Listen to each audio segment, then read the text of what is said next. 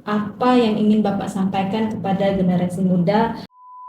Aparat kepolisian memang itu tugas kami yang sudah tugas lah sebagai peran utama Bawaslu di sini.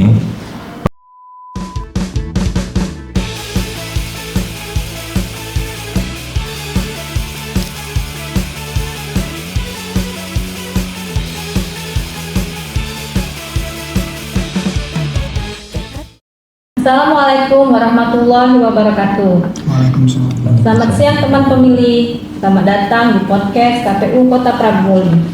Bersama saya Resa Amelia, anggota KPU Kota Prabu Muli, Divisi Sosialisasi Pendidik Pemilih, Sumber Daya Manusia dan Partisipasi Masyarakat.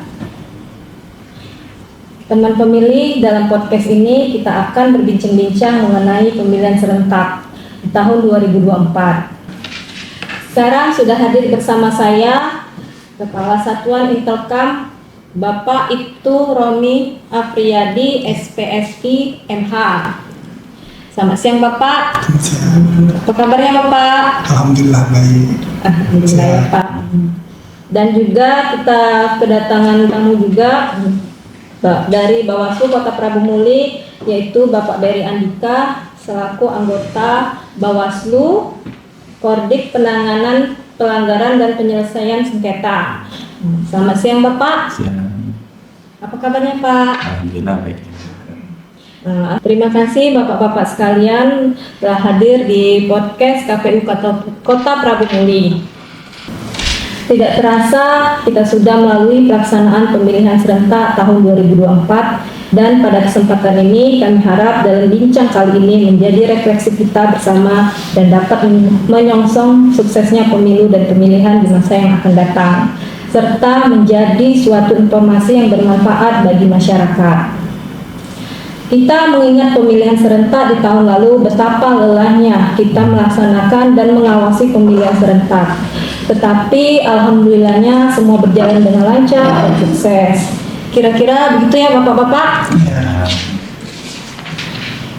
Baiklah teman pemilih, langsung saja untuk mengawali podcast ini mungkin dengan Bapak Romi terlebih dahulu ya.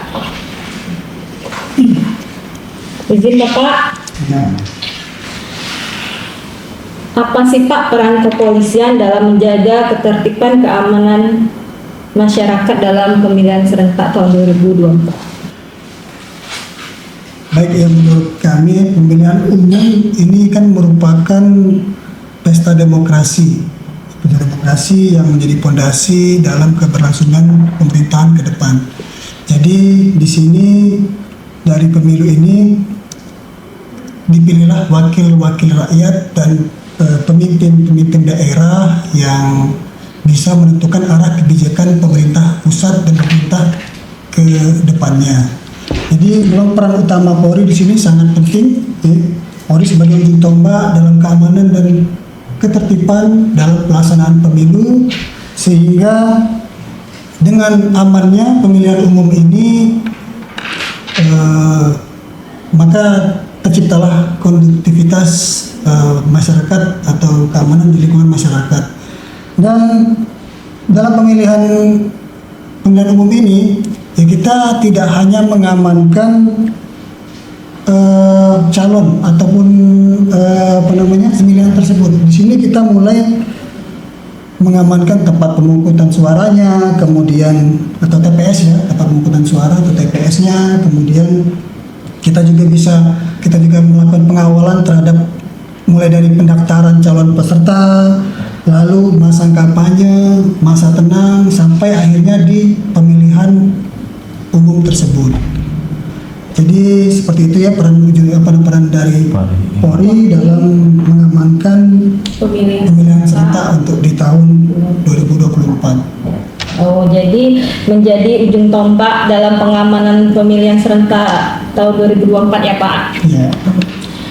Baiklah, untuk selanjutnya untuk Bapak Beri ya. Ya, siap. Gimana sih peran utama Bawaslu dalam mengawasi tahapan pemilihan serentak tahun 2024? Terima kasih sebelumnya Ibu Resa, Komisioner KPU Kota Prabu Muli. Pertama, kami ucapkan alhamdulillah karena proses penyelenggaraan pemilu 2024 ini secara serentak berjalan lancar dan aman. Peran utama Bawaslu di sini, pertama, dalam pemilu serentak 2024, Bawaslu mengawasi seluruh tahapan mulai dari awal sampai tahapan akhir. Secara menyeluruh, mencegah, menindak lanjuti pelanggaran serta menyelesaikan sengketa baik antar peserta maupun ikut pesertanya, serta mengedukasi publik lewat media sosial dan sosialisasi secara langsung, yaitu melakukan BIMTEK dan lain sebagainya. Untuk khususnya Bawaslu, dengan fokus pada pencegahan money politik, netralitas ASN, serta memperkuat pengawasan partisipatif, yaitu melalui masyarakat seluruhnya. Mungkin itu secara umum peran Bawaslu dalam mengawasi pemilihan serentak 2024. Berarti hampir sama ya Pak dengan KPU, ada juga di KPU itu sosialisasi pendidik pemilih, begitu juga dengan Bawaslu ya. Nah, jadi dari pihak kepolisian dan Bawaslu sudah melakukan pengamanan dan pengawasan dalam tahapan pemilihan serentak tahun 2024. Jadi apa nih Pak yang menjadi indikator kepolisian dalam memetakan tingkat kerawanan wilayah untuk pengamanan pemilihan serentak sehingga kita dapat mencegah terjadinya pelanggaran dalam proses tersebut? Jadi indikator kepolisian dalam memetakan tingkat kerawanan di wilayah itu mungkin bisa kita lihat dari daerah tersebut, Mbak. Daerah tersebut kan apakah di daerah tersebut itu sering terjadinya bencana alam. Kalau di Prabu Muli ini kan bencana yang rawan itu bencana banjir, ya kan, tanah longsor. Jadi kan untuk di daerah Prabu Muli itu wilayah-wilayah yang memang seringnya terjadi bencana alam, terutama terkhusus banjir itu kan daerah di Paluputan, di sepanjang Sungai Kelekar gitu kan. Nah, jadi di situ kita lihat indikator kerawanannya. Kemudian kita lihat juga dari di rutan itu kan di rutan kelas 2B di sini kan tingkat kerawanan. Kenapa kita ambil indikator di situ? Karena di rutan ini di sini kan banyak masyarakat yang mungkin bukan warga Kota Prabu Muli, mungkin dia dari luar kota atau pinggiran Kota Prabu Muli, ditahan di situ, sehingga jika tidak didatakan secara lengkap dan detail, itu bisa menyebabkan kerawanan di penggelembungan suara, kemudian bisa menyebabkan penyalahgunaan dari pemilik suara tersebut, gitu. Nah, mungkin hanya itu yang bisa kami sampaikan. Berarti itu dari tingkat kerawanan TPS ya Pak ya, dari TPS tingkat kerawanan kebanjirannya itu kan ya, dan juga di mana tadi di rutan tadi untuk pemilih ya, karena mereka juga kebanyakan bukan warga Prabu Muli. Jadi kita melihat dari KTP-nya, apabila mereka nanti memilih atau memilih memilih tidak sesuai KTP, otomatis akan berdampak terjadinya penggelembungan suara yang tidak sesuai dengan mata pilih yang ada di Kota Prabu Muli, seperti itu. Nah, kalau dari pihak Bawaslu nih, bagaimana dari pengawasannya? Untuk Bawaslu, dalam pengawasan tersebut, kami menetapkan IKP, Indeks Kerawanan Pemilu. Di situ meliputi dari titik lokasi TPS kami awasi, apabila ada rentan banjir akan kami rekomendasikan untuk dipindahkan atau dialihkan ke tempat yang lain. Itu salah satunya. Selanjutnya Bawaslu melakukan edukasi dan sosialisasi yang tadi sudah dijelaskan di awal bagaimana teknisnya. Selanjutnya Bawaslu melakukan pengawasan partisipatif, yaitu melakukan pendidikan kepada masyarakat, media agar berperan aktif dalam pengawasan, bukan hanya dibebankan kepada Bawaslu. Selanjutnya Bawaslu selalu melakukan koordinasi baik antar lembaga, yaitu melalui KPU, koordinasi melewat struktur kami yang terdiri dari Gakumdu, ada kepolisian, ada kejaksaan untuk membahas isu-isu yang berkaitan dengan tindak pidana pemilu. Selanjutnya kami melakukan penguatan sumber daya manusia dan kelembagaan, yaitu di tingkat ad hoc kami dari Panwascam, PKD sampai ke PTPS. Di situ kami kasih ilmu agar bisa melakukan pengawasan sesuai dengan aturan. Selanjutnya kami melakukan inovasi pengawasan. Salah satunya di sini adalah pas masa tenang kami melakukan patroli untuk keliling agar tidak terjadinya politik di luar jadwal. Mungkin itu saja yang dari Bawaslu. Baik Pak. Nah, jadi ketika Bawaslu ya mengawasi masa kampanye tadi ya, Yeah. Bapak bilang tadi itu melibatkan semua badan ad hoc, Ya, terus juga dari staf sekretariat Bawaslu juga. iya. Semua dilibatkan dalam proses pengawasan. Intinya pihak Bawaslu melibatkan semua dari staf badan ad hoc itu dilibatkannya dalam pengawasan pemilihan serentak tahun 2024. Nah, teman pemilih yang sama-sama kita ketahui nih, dalam tahapan pemilihan serentak ada tahapan kampanye dan masa tenang. Yang menurut Bapak dari pihak kepolisian nih, apa sih Pak selama tahapan kampanye dan masa tenang yang dilakukan oleh pihak kepolisian agar tidak terjadi kecurangan antar pasangan calon?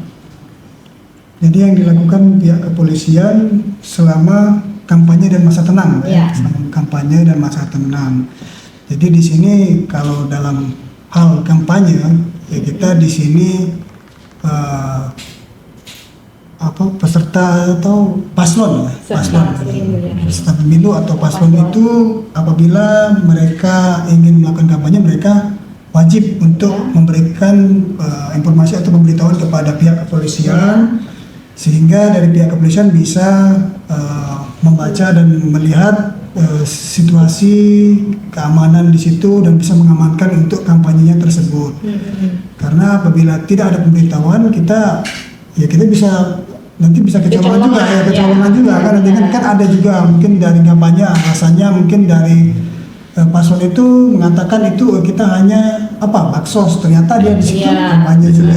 Nah, jadi kan maka dari itu kita perlunya kerjasama dari setiap pasangan calon juga, dari pihak Bawaslu dan juga dari KPU untuk melakukan pengawasan selama kampanye ini.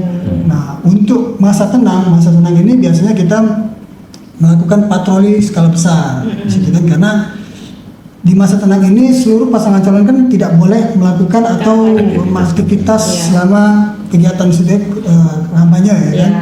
Nah, jadi di sini kita berkoordinasi melakukan kerjasama dengan Forkopimda ya, Forkopimda untuk melakukan patroli skala besar. Ya, kita lakukan patroli di seputaran wilayah daerah yang rawan terjadinya penyalahgunaan atau mungkin tindakan-tindakan yang terselubung yang mungkin bisa kata orang kan mungkin itu serangan subuh atau apa ya kan mungkin kita bisa kerjasama dengan Bawaslu untuk mengamankan daerah kita agar masyarakat tidak mudah terpancing atau tidak mudah tergoda dengan yang tadi kampanye lah istilah tadi ya. Seperti itu ya. Ya mungkin itu ya untuk ininya kan.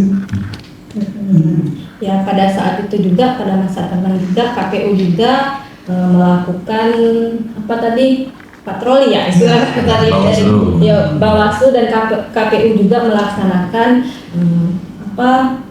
alat peraga yang dipasang oleh pasangan calon tersebut, apakah sudah dilepas atau belum kan? Yang jelas pada saat masa tenang kita saling berkoordinasi. Dan dari polisi juga tidak bisa bekerja sendiri juga, kita kerjasama kan masalah mungkin dari spanduk-spanduk dari juga mungkin dari pihak Bawaslu atau bisa memberikan himbauan atau informasi kepada pasangan calon sehingga bisa mencopot atau mungkin dari Bawaslu yang bisa mencopot langsung seperti itu. Kalau menurut pandangan dari Bawaslu nih, gimana pengawasan Bawaslu untuk memastikan netralitas aparat ASN dalam penegakan kedisiplinan. Sebelumnya Bawaslu memandang netralitas ASN adalah kunci penyelenggara pemilu karena ASN itu adalah pelayan publik, sehingga kita harapkan ASN itu bekerja secara profesional dan tidak terlibat dalam politik praktis.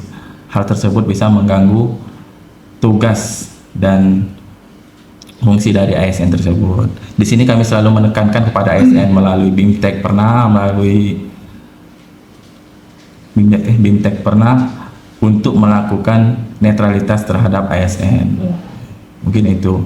Untuk aparatur TNI dan Polri, netralitas ASN mutlak harus diperlakukan agar terciptanya kondisi damai dan aman untuk terselenggaranya pemilu. Nah, ini Pak, misal kan Pak, Yes. ketika ada ASN tuh terciduk atau Yeah. ketahuan lah sama Bawaslu dia ikut kampanye. Yeah. Hukuman apa atau apa yang ada di Bawaslu itu terhadap Netralitas ASN. Iya. Di sini Bawaslu diberi tugas untuk melakukan penanganan pelanggaran terhadap ASN tersebut, yaitu berupa rekomendasi kepada pihak terkait. Kemarin kepada KSN, sekarang langsung kepada ke BKN. Oh, Ya, jadi- sebelumnya ada KSN, kemarin kan rekom yang arah ke situ. Untuk sekarang pas pilkada arahnya ke BKN. Oh, jadi dari pihak Bawaslu merekomendasikan Iya. langsung kepada KSN tadi. Ya, kemarin KSN, sekarang sudah dialihkan ke BKN. Oh, Iya. oke. Nah, selanjutnya kan setelah masa tenang nih Pak, pihak KPU melakukan pendistribusian logistik ke TPS-TPS baik di kelurahan ataupun desa, baik wilayah terdekat maupun wilayah yang cukup jauh dari kota. Nah, bagaimana sih pola pengamanan dari Polri saat distribusi logistik pemilihan serentak? Bagaimana sih pengamanan Polri-nya Pak? Polri untuk pengamanan distribusi logistik tersebut. Jadi untuk pengamanan Polri dalam distribusi logistik ke kelurahan, ke TPS. TPS. Jadi di sini bisa kami jelaskan. Jadi tahapan-tahapan yang kami lakukan dalam pengamanan logistik ini, ya untuk yang pertama kali yang kita lakukan dalam pengamanan logistik ini, kita harus membuat sprint surat perintah untuk personel yang akan melaksanakan PAM TPS. Kemudian setelah adanya sprint, kemudian pada hari H ketika akan pendistribusian logistik, personel tersebut sudah diberikan arahan untuk tugas-tugas apa saja yang akan dilakukan oleh personel tersebut, sehingga logistik tersebut bisa sampai ke TPS dalam keadaan aman dan tidak terjadi hal-hal yang mungkin Kita tidak inginkan. kita inginkan seperti itu. Setelah sampai jadi mereka setelah diberikan arahan, kemudian mereka ke logistik, Ya. dan logistik itu dikawal sampai ke TPS masing-masing, sampai ya kan logistik itu kan sampai ke TPS itu kan mungkin 1 hari sebelum pelaksanaan biasanya kan. Biasanya Ya kan? pagi kalau nggak Pagi salah. kan, pagi kan. Jadi di situ ya personil tersebut ya harus mengamankan, jangan Iya. sampai ada yang meninggalkan tempat. Iya. Tapi kita tidak bisa mengamankan itu sendiri juga, karena di situ mungkin ada dari pihak-pihak yang lain, mungkin dari TNI, dari Bawaslu juga. Bawaslu juga ada, ya, dari Bawaslu juga ada, kemudian dari Linmas juga ada kan, jadi dari kepala desa yang ada di situ atau apa ya, kita saling berkoordinasi agar pengamanan logistik yang berada di TPS tersebut dapat berjalan aman dan kondusif seperti itu. Memang terrealisasikan di TPS tersebut Pak ya. Ya. Berarti Pak, kalau emang sampai mengamankan sampai TPS, itu artinya bapak-bapak tidur di situ ya Pak? Ya, kita di situ. Iya, ya. Kalau tidak tidur di situ nanti bahaya kan, bisa terjadi kerawanan. Iya. Mungkin ada Bagaimana sih hal. Pak respon dari pihak keluarga Bapak ketika Bapak harus lembur, tidak pulang, itu gimana Pak? Ya kalau keluarga kan ya mungkin mereka sudah paham ya, mengerti, paham kerja polisi itu seperti ini, dan memang sebelum menikah juga mereka sudah tahu kan ayahnya sebagai polisi, dan juga ya risikonya ya mungkin bisa seperti ini kan, dan mereka bisa memahami itu untuk situasi dan kondisi. Yang penting situasi aman di wilayah yang sudah kita lakukan pengamanan tersebut. Berarti pihak keluarga itu sudah tahu resikonya apa, kan? Support juga. Ya, mensupport ya, ya Pak. Nah, kalau menurut Bapak Berry nih, dalam penetapan lokasi TPS, keakuratan data pemilih dan pendistribusian logistik sampai ke hari H pemilihan serentak, gimana nih strategi Bawaslu dalam pengawasan agar kegiatan itu berjalan dengan lancar dan meminimalisir adanya pelanggaran? Terima kasih ya. Di sini ada 3 pertanyaan, ada 3 poin. Lokasi, TPS, penetapan keakuratan DPT sama distribusi logistik. Di sini strategi yang Bawaslu lakukan yaitu yang pastinya pertama pengawasan bentuknya, pencegahan serta penindakan. Di sini untuk yang pertama lokasi. Di sini kami melibatkan badan ad hoc kami yaitu tingkat PKD untuk memastikan lokasi tersebut terjangkau oleh pemilih agar mudah untuk melakukan pemilih. Kedua, memastikan lokasi tersebut aman dari kategori banjir seperti tadi. Apabila ada kategori banjir akan kami rekomendasikan untuk dipindah. Selanjutnya, apabila lokasi TPS tersebut terlalu dekat dengan posko, kami menyarankan untuk TPS tersebut dipindah agar tidak terjadi hal-hal yang tidak kita inginkan. Selanjutnya, strategi tentang keakuratan daftar pemilih. Data pemilih. Iya, data pemilih atau daftar pemilih tetap. Di sini kami selalu berkoordinasi dengan KPU sesuai jajarannya dari tingkat bawah sampai tingkat kota. Kini kami melakukan agar pemilih tidak hilang hak pilihnya. Pemilih mendapatkan apa yang seharusnya didapat. Kami selalu berkoordinasi dengan KPU. Selain itu kami juga melakukan uji petik langsung ke lapangan. Sesuai tugas kami mengawasi agar masyarakat hak pilihnya dapat tersalurkan. Terakhir, distribusi. Untuk distribusi ini kami mulai mengawasi mulai dari tempat percetakannya, Pak. Langsung kami cek ke tempat percetakannya, kapan dicetaknya, dan sampai didistribusikan ke TPS. Di situ kami melakukan pengawasan melekat. Kami dampingi terus sampai distribusinya ke TPS. Mungkin itu yang strategi yang kami lakukan. Jadi selalu berkoordinasi ya sama KPU untuk pengamanan, baik di pengamanan dan pengawasan terhadap lokasi TPS, pendistribusian logistik dan keakuratan data pemilih. Yang terakhir nih Pak, untuk menutup podcast kita pada hari ini, pertanyaan untuk Bapak Romi dan Bapak Berry. Apa nih Pak suka duka dalam mengawasi tahapan pemilihan serentak tahun 2024 yang sudah berlangsung, dan apa yang ingin Bapak sampaikan kepada generasi muda mengenai terkaitnya pemilihan serentak di masa yang akan datang? Kalau menurut kami suka duka ya, sukanya itu ya ketika pemilihan itu dapat terlaksana dengan aman dan kondusif, ya kan? Sehingga situasi tidak terjadi kekacauan atau apapun ya. Kalau dukanya saya rasa tidak ada ya, karena sebagai aparat kepolisian memang itu tugas kami yang sudah tugas lah sebagai untuk mengamankan pemiluan ini dapat berjalan dengan baik dan lancar.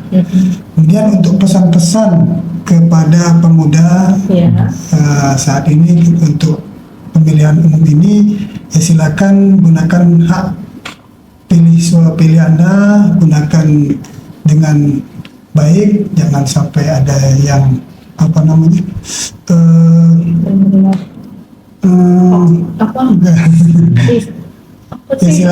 berita-berita yang tidak kita inginkan lah, berita hoax lah Pak ya. Mari kita kawal pemilu ini bersama-sama sehingga pelaksanaan pemilu dapat berjalan dengan baik dan lancar. Nah, seperti itu.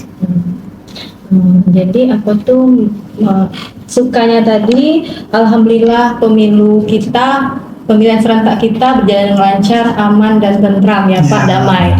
Dan alhamdulillahnya untuk di Kota Prabu Muli sesuai dengan harapan kita semua, pilkada serentak kemarin berjalan dengan lancar, aman, damai dan tentram.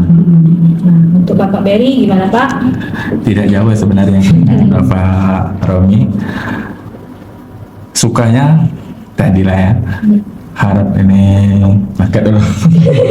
Sukanya tadi kan alhamdulillah pemilih dan pemilihan serentak yang pertama dan mungkin yang terakhir kan ini karena kemungkinan putusan MK terbaru dipisah. Alhamdulillah kita sebagai penyelenggara pemilu baik KPU, Bawaslu serta kepolisian sukses khususnya di Prabu Muli, pemilihan berjalan secara aman. Selanjutnya dukanya sebenarnya tidak ini sedukanya Pak ya. Karena ini adalah bentuk pengabdian kita, tapi ada sedikit dukanya terlalu beban kerjanya terlalu besar karena pemilu ini digabung. Tidak pernah terjadi Pak pemilu serentak, beban kerjanya terlalu ekstrim. Harapan kami benar putusan MK terbaru ada pemisahan, mungkin itu saja. Pesan buat generasi muda, buat pemilu, bukan pemilu serentak akan datang kan, buat pemilu dan pemilihan, jadilah pemilih yang cerdas, jadilah pemilih yang baik dan tolak money politik. Mungkin itu saja. Baik Pak Berry, tadi sudah dijelaskan juga untuk pemilu yang akan datang. Tidak, teman pemilih, untuk sekedar informasi sedikit, keputusan MK kemarin bahwa pemilu dan pemilu ini akan kita pisah. Artinya untuk pemilu nasional itu ada pemilihan presiden dan wakil presiden, pemilihan DPR RI dan DPD. Sementara untuk pemilihan lokal itu gubernur dan wakil gubernur, wali kota dan wakil wali kota, serta DPR provinsi dan DPRD kabupaten kota. Pemilihan serentak tadi mungkin sangat kita ketahui ya, karena belum selesainya tahapan pemilu 2024 sudah kita melaksanakan tahapan pilkada di tahun 2024. Betapa beratnya beban penyelenggara ya Pak ya. Semuanya ya, dari pihak kepolisian juga, dari Bawaslu maupun pihak terkait mengenai pemilihan serentak kemarin. Nah, teman pemilih, itu tadi obrolan kita seputar pemilihan serentak tahun 2024, mulai dari cerita di lapangan, tantangan pengamanan, sampai pengawasan biar pemilu tetap jujur dan adil. Terima kasih banyak buat Bapak Romi dan Bapak Berry sudah memberikan berbagi cerita, dan tentunya pengalaman ini langsung kita dengar dari narasumber dan jarang kita ketahui. Semoga obrolan ini bisa bikin kita semua makin paham kalau pemilu itu bukan cuma hanya mencoblos loh, tetapi juga soal kerja bareng, tanggung jawab, dan saling jaga kondusivitas. Beda pilihan itu wajar. Yang penting tetap damai dan saling menghormati. Terima kasih Bapak sekali lagi, dan kami sangat mengapresiasi atas kinerja dan bantuannya dari pihak kepolisian, Bawaslu, dan pihak terkait lainnya dalam mensukseskan pemilihan serentak tahun 2024. Mohon maaf kalau saya ada salah-salah kata. Semoga silaturahmi kita tetap terjalin dengan baik. Aman Pak. Terima kasih juga buat teman pemilih yang sudah setia dengerin sampai akhir. Sampai ketemu di episode berikutnya dan bintang tamu selanjutnya. Tetap semangat, yuk sama-sama kita jaga demokrasi. Saya akhiri, wassalamualaikum warahmatullahi wabarakatuh. Assalamualaikum.